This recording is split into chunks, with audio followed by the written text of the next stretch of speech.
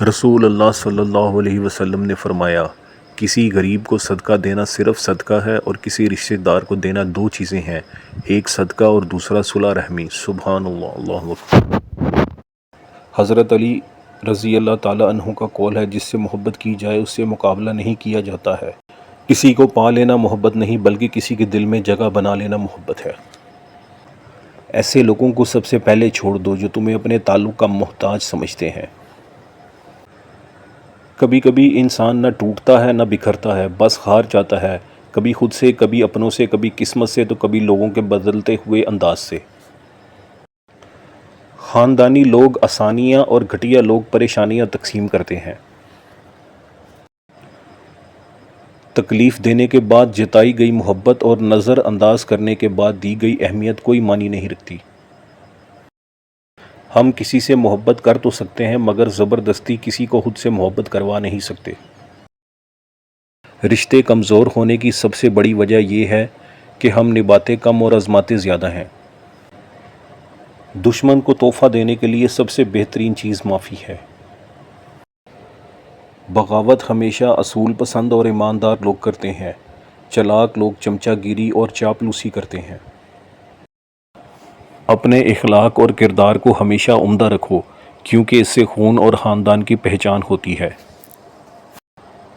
تم کیوں مشکلات کی زندگی پر غم کرتے ہو؟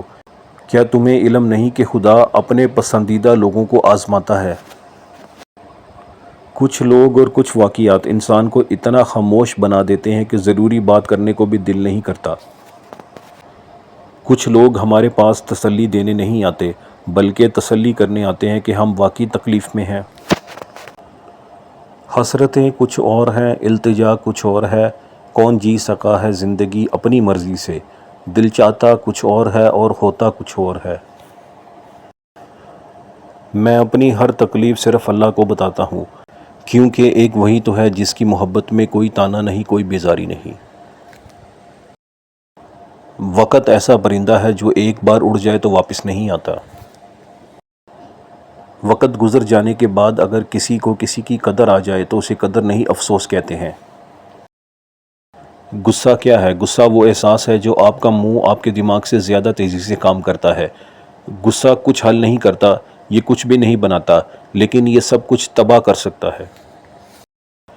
ہر کامیاب شخص کی ایک دردناک کہانی ہوتی ہے۔ ہر دردناک کہانی کا ایک کامیاب انجام ہوتا ہے۔ درد کو قبول کریں اور کامیابی کے لیے تیار ہو جائیں۔ زندگی کے ہر موڑ پر جہاں امتحان ہوتے ہیں، وہیں اللہ کی مدد بھی موجود ہوتی ہے۔ انسان کی تربیت کا فرق ہوتا ہے، ورنہ جو سن سکتا ہے وہ سنا بھی سکتا ہے۔ زندگی نے دو چیزیں تو ضرور سکھائی ہیں، ایک تو اپنے میں خوش رہنا، دوسرا اپنے خدا کے سوا کسی سے کوئی امید نہ رکھنا۔ دوسروں کو خود سے بہتر ہی سمجھو، کیا پتہ اللہ سے اس کا معاملہ ہم سے زیادہ بہتر ہو۔ خوبصورت عمل انسان کی شخصیت بدل دیتا ہے، اور خوبصورت اخلاق انسان کی زندگی۔ لوگ آپ کے حالات سے ہاتھ ملاتے ہیں، آپ سے نہیں، یہ زندگی کی تلخ حقیقت ہے۔ کچھ لوگ انسانوں کے سمجھانے سے نہیں، بلکہ اللہ تعالیٰ کی بے آواز لاٹھی کھانے سے ہی سمجھتے ہیں۔ بانو قدسیہ: ایک لڑکی کی زندگی میں آخری دم تک صرف ایک ہی آدمی ہوتا ہے جو اس کا رونا بالکل پسند نہیں کرتا، اور وہ ہے اس کا باپ۔ والد کے سامنے اونچا نہ بولو، والد کی سختی برداشت کرو، والد کا احترام کرو، والد کی باتیں غور سے سنو، والد کے سامنے نظریں جھکا کر رکھو۔ والد کی زندگی تجربات کی کھلی کتاب ہے۔ افطاری سے 1 منٹ پہلے آدھا کھجور نہیں کھا سکتے، اس ڈر سے کہ روزہ نہ ٹوٹ جائے، پھر لوگوں کا حق کھاتے ہوئے بھی ڈرا کریں۔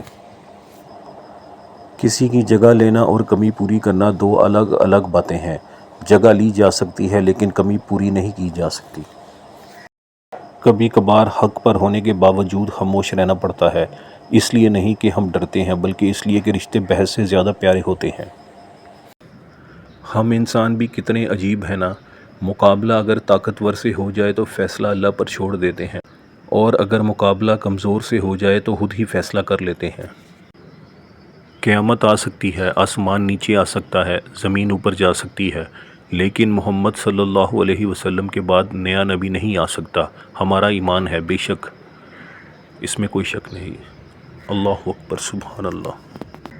مجھے زندگی میں ہر چیز کے بارے میں ایک وقت کے بعد تجربہ ہو گیا، لیکن لوگوں کو پہچاننے میں ابھی تک بے وقوف ہوں۔ مجھے جب بھی لگتا ہے یہ شخص الگ ہے، وہ الگ طریقے سے اپنی اوقات دکھا دیتا ہے۔ دھوکہ دینے والے ہمیشہ اپنے فائدے کے لیے قریب آتے ہیں، لیکن جب نقاب اترتا ہے تو اصل چہرہ سب کو دکھائی دیتا ہے۔ کسی کو بد دعا نہ دو۔ آپ صلی اللہ علیہ وسلم نے فرمایا، اپنے آپ کو، اپنی اولاد کو، اپنے خادموں کو اور اپنے مال کو بد دعا نہ دو، ایسا نہ ہو کہ وہ قبولیت کی گھڑی ہو اور تمہاری بد دعا قبول ہو جائے۔ اللہ اکبر۔ ہر رکاوٹ میں کوئی نہ کوئی بہتری چھپی ہوتی ہے، جو اللہ تک لے جائے اسے ٹھوکر نہیں کہتے۔ مشکلوں میں صبر کرنے والا ہمیشہ کامیاب ہوتا ہے، کیونکہ اللہ آزمائش کے بعد ہمیشہ آسانی دیتا ہے۔ رسول اللہ صلی اللہ علیہ وسلم نے فرمایا، جس نے نماز فجر جماعت سے پڑھی، پھر بیٹھ کر اللہ کا ذکر کرتا رہا یہاں تک کہ سورج نکل گیا، پھر اس نے 2 رکعتیں پڑھی تو اسے ایک حج اور ایک عمرے کا ثواب ملے گا۔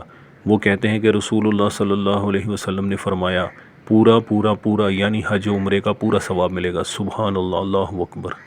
تھینکس فار واچنگ، جزاک اللہ۔